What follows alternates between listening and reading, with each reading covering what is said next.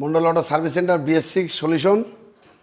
রাজা দাদা, এই গাড়ি দেখছি অনেক সময় থেকে কাজ করছে, কি হচ্ছে, কি প্রবলেমটা কি এই হচ্ছে? গাড়িটার আসল প্রবলেম হলো গাড়িটার আরপিএম দাঁড়াচ্ছে না।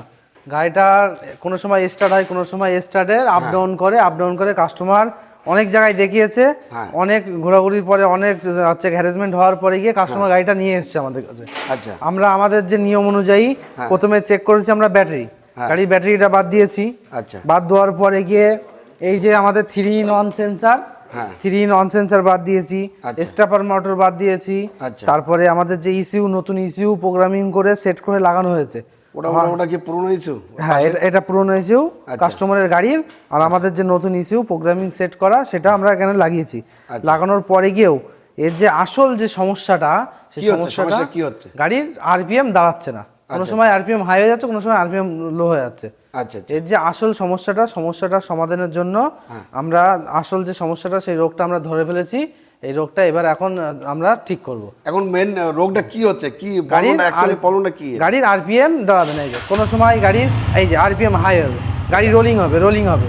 আচ্ছা, গাড়ি এই যে রোলিং হতেই থাকবে। আচ্ছা, এই ইস্যু বাদ দিয়েছো, তোমার হচ্ছে ব্যাটারি বাদ দিয়েছো, আর কি কি বাদ দিয়েছো? 3-in-1 সেন্সার, স্টাফার মোটর, টোটাল সবকিছু। তারপরে কিছু সলভ হয়নি এখন। এটার যে আসল সমস্যাটা, সেই সমস্যাটা আমরা পৌঁছে গিয়েছি। আসল সমস্যাটা এবার সলভ করব আমরা এখন।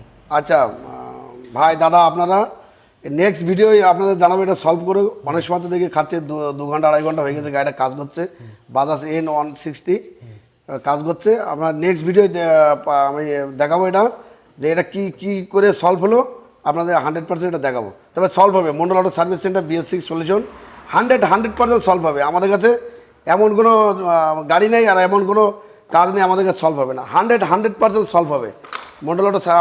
আপনারা যদি কাজ করতে চান, মন্ডল অটো BS6 সলিউশনে আপনারা আসেন, 100% গ্যারান্টি সমেত সলভ হয়ে যাবে আপনাদের কাজ। আমরা নেক্সট ভিডিও আপনাদের দেখাবো যে এটা হচ্ছে কি সলভ, কী কারণে, কী প্রবলেম ছিল, সেটা আপনাদের নেক্সট ভিডিও দেখানো হবে।